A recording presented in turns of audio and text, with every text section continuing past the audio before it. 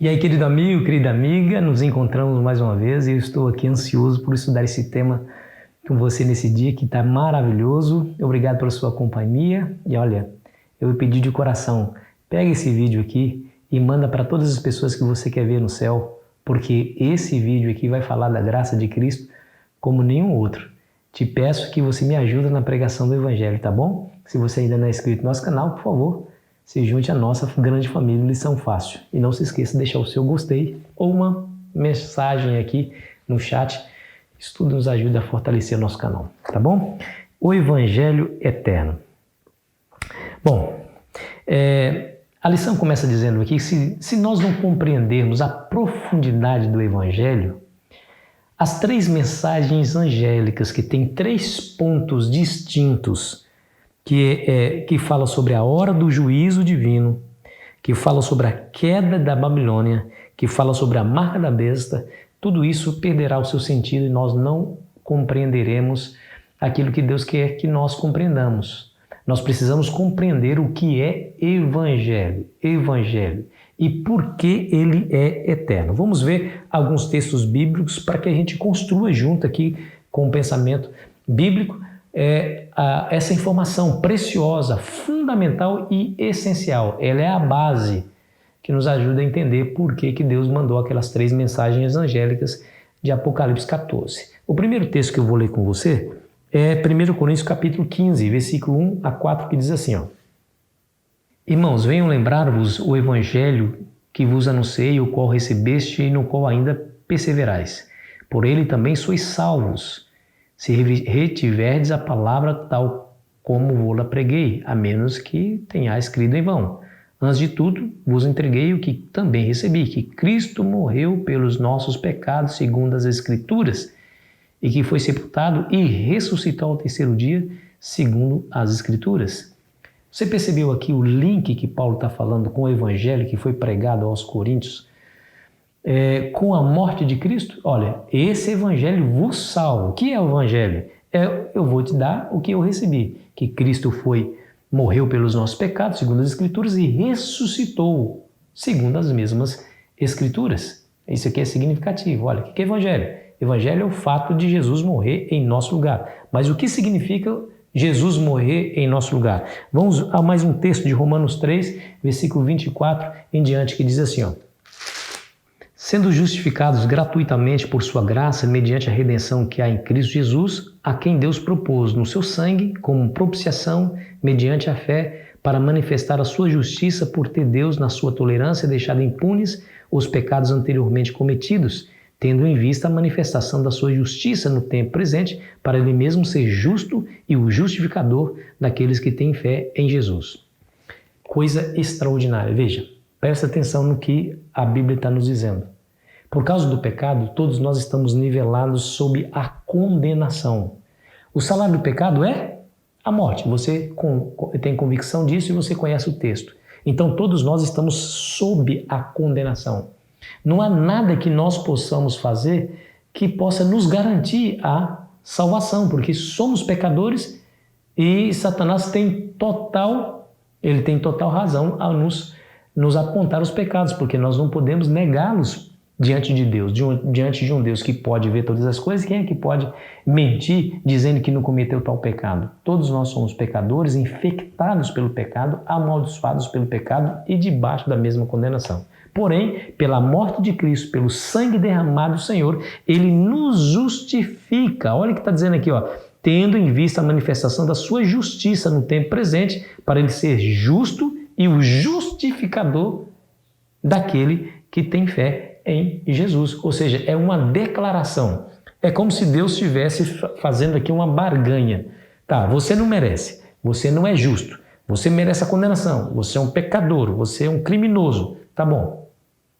Mas se você for até Jesus e crer nele e o aceitar, você vai vê-lo pendurado na cruz pagando o preço que era seu. Então vou pegar esse ato de Jesus, porque ele não pecou, porque ele era vítima inocente, pura, imaculada, ele morre a morte horrenda que você deveria morrer, você aceitando o meu filho, tá bom. Aí eu pego o que ele merece e dou a você, que é justamente a vida perfeita que ele viveu.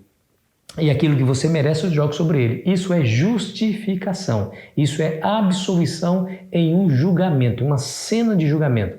Você está no banco dos réus, comprovadamente culpado, não tem como refutar as provas, o argumento da promotoria contra você é contundente, a condenação vai vir. De repente alguém se coloca no seu lugar e diz assim, não, condena a mim, deixa ele livre. Ao você aceitar, o juiz fala assim, tudo bem, aceito a oferta, esse sai justificado e aquele condenado. Esse justificado é você, sou eu, e o condenado é Cristo. Olha que coisa interessante, né? Isso é evangelho, é um ato de substituição. Eu que mereci a morte, Jesus morre no meu lugar. Mas deixa eu ler para você como que Deus foi capaz de fazer o que fez. Olha só, eu vou ler para você Romanos ainda, né, capítulo 5, versículo 6 a 8, que diz assim, ó, porque Cristo, quando nós ainda éramos fracos, morreu a seu tempo pelos ímpios. Dificilmente alguém morreria por um justo, pois poderá ser pelo bom alguém se anime a morrer, mas Deus prova o seu próprio amor para conosco pelo fato de ter Cristo morrido por nós, sendo ainda nós pecadores. Queridos, isso aqui é graça. O que é graça? A graça é algo que você não merece. É um favor imerecido. Isso que é graça. O que a graça nos faz?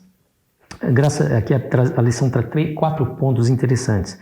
Somos justificados pela graça, porque a graça é uma declaração de justificação, ou seja, o indivíduo é culpado, mas pelo fato de ter aceito o seu substituto morrendo em seu lugar, é declarado sobre ele a justificação, a justiça, ou seja, ele é agora justo diante dos céus, porque Deus olhou para Cristo morrendo e pagando o preço, e o preço foi suficiente. O sacrifício foi aceito pelo céu. Então, todo aquele que olha para Cristo é justificado. Terceiro, a graça justifica os que, pela fé, aceitam a Jesus. Então, eu preciso aceitar a Jesus, porque é pela fé, não é por obras. E aqui vem o 4º ponto. Deus demonstrou seu amor por nós enquanto ainda éramos pecadores.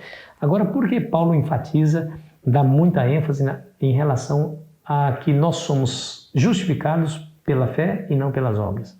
Amigo, amiga, pensa comigo. O que nós poderíamos fazer de bom que acrescentaria algo em nosso favor do que Jesus já fez? Jesus fez tudo aquilo, morreu aquela morte horrenda, dolorosa, que eu e você deveríamos morrer. Aí a gente apresenta alguma coisa que acrescente algum valor a isso? Existe? Não existe não, meu irmão. Não existe nada que eu e você possamos fazer pode acrescentar algum valor, algum mérito, alguma coisa a mais para servir de base para a nossa justificação. Zero, zero, zero, zero. O que ele fez é suficiente, suficiente. E o Evangelho é eterno? Ele é eterno porque Deus nos deu esse Evangelho antes da fundação do mundo. Deixa eu ler para você 2 Timóteo, capítulo 1, versículo 9, que nos diz, que nos salvou e nos chamou com santa vocação, não segundo as nossas obras, mas conforme a sua própria determinação e graça, que nos foi dada em Cristo Jesus antes dos tempos eternos. Está aqui, querido amigo, querida amiga, antes dos tempos eternos, que nos salvou não por nossas obras, mas por sua graça. Esse é o Evangelho eterno, querido amigo, querida amiga. Desde a eternidade, antes de sermos criados, se alguém pecasse, se alguém se desviasse do plano original do Criador, o Criador estaria pronto para pagar a dívida dessa pessoa. Ela contraiu a dívida, ela que fez a dívida. Mas o amor, a misericórdia, a bondade de Deus fez com que ele entrasse em jogo, se comprometesse a ponto de morrer no lugar desse indivíduo para que ele possa ter a vida eterna. Isso foi antes dos tempos eternos, como diz aqui o apóstolo Paulo. Esse é o Evangelho. Se nós não compreendemos isso acima de tudo, nós não compreenderemos as 3 mensagens angélicas. E amanhã nós iremos entrar um pouquinho mais a fundo para compreendermos mais dos propósitos de Deus para nós revelado aqui no livro de Apocalipse, tá bom? O anjo estava voando no meio do céu tendo um evangelho eterno. E o que é evangelho eterno? É esse ato maravilhoso de Deus justificar o pecador porque aceitou o pagamento que Cristo fez em seu lugar. Aceitou o substituto do homem. Acredita o homem a salvação, a justificação e condena seu filho. E ele ressuscitou, vencendo a morte e agora vive para interceder por nós. Se alegre com essa grande verdade. Coloca no coração que você é valioso e valiosa para Jesus. Quer saber o quanto que você vale? Olhe para a cruz do Calvário. Quer saber a definição de amor? Não vá no dicionário. Olhe a cruz do Calvário. Veja Jesus morrendo por você. Cada gota do seu sangue foi por você, foi por mim. Esse é o grande amor que nos motiva, como diz Paulo, que nos constrange. O amor de Cristo nos constrange a sermos leais e fiéis a Ele. Que essa mensagem alegre seu dia hoje, tá bom? Vamos orar? Como podemos agradecer, Senhor? Como podemos agradecer? Quais palavras usaremos? Não há em nós suficiência de comunicação, de linguagem, para dizer o quanto somos gratos, porque o Senhor nos amou e não permitiu que permaneçamos no nosso pecado, na condenação terrível, mas por Jesus o Senhor nos salvou. E a Ele aceitamos a oferta e olhamos para Cristo, nosso Redentor, pela fé, para sermos justos diante da Tua face, em nome dEle. Amém. Foi bom estar com você? Amanhã eu continuo aqui contigo essa jornada. Aproveite bem o seu dia.